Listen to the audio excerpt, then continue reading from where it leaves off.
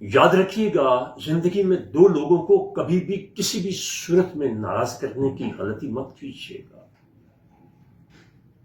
ہمیشہ ان کے قریب رہیے گا۔ کیوں؟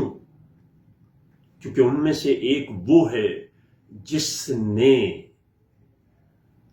آپ کی خوشیوں اور خواہشوں کی تکمیل کے لیے اپنا سب کچھ قربان کر دیا، اور اس کی قربانیوں کے بدلے میں آج جہاں بھی ہیں آپ وہاں پر ہیں، وہ آپ کا باپ ہے۔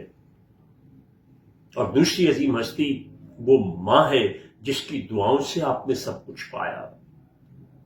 یہ جو ماں باپ کے بارے میں قرآن کی ایک آیت کی طرف براہ راست آتا ہوں تاکہ اپنی بات آپ تک لا سکوں۔ یاد رکھیے گا، یہ جو آپ صلی اللہ علیہ وسلم کے اوپر قرآن جیسی عظیم کتاب آئی ہے، یہ کوئی عام بات نہیں ہے، یہ ایک انتہائی اہم چیز ہے۔ اس میں ہم یہ آیت پڑھتے ہیں، ماں باپ کو اف تک نہ کہو۔ سنیے، یہ اف کب اور عمر کے کس حصے سے متعلق کہا گیا ہے؟ دیکھیں، میں ایک عمر رسیدہ شخص ہوں، جہاں دیدہ ہوں، لیکن ابھی میرے ہاتھ پاؤں ماشاءاللہ بالکل ٹھیک چلتے ہیں، صحت بھی ٹھیک ہے، میں اپنے معمولات کرتا ہوں۔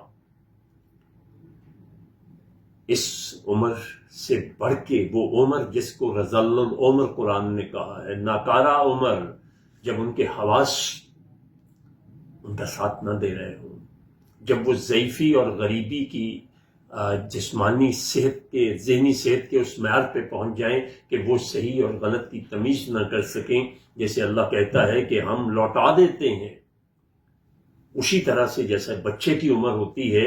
میں اس کو ایک انگریزی کی ٹرم استعمال کرتا ہوں، آپ پڑھے لکھے لوگ ہیں، بہت اچھی سمجھ جائیں گے، ٹوٹل ڈپینڈنسی۔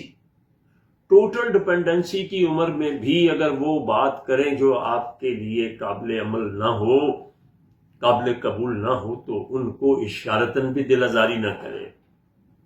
کبھی غور کیجیے گا، ہمارا باپ یا ماں ہمیں ساری عمر سکھاتے رہتے، اور پھر ہم جب بڑے ہو کے کسی قابل ہوتے ہیں تو کیا کرتے ہیں؟ ہم کہتے ہیں ابا جی تمہیں پتہ نہیں لگتا، امی آپ کی وجہ سے میری دوستوں میں بڑی بے عزتی ہو گئی ہے۔ ذرا سوچیے تو صحیح، اس وقت تو ابا جی اور امی جی پہ کیا گزرتی ہوگی۔ اس لیے یہ قدرت کا ایک نظام ہے، یہ ایک وقت ہے جو ان پر آیا ہے تو وہ آپ پر بھی آئے گا۔ ایک چھوٹی سی سٹوری کے ساتھ اپنی بات کو مکمل کرتا ہوں۔ ایک دفعہ ایک شخص جو ہے وہ اپنے باپ کو، کہانی ہے کہ وہ دریا میں پھینکنے جا رہا تھا، اس سے بہت تنگ آ گیا تھا۔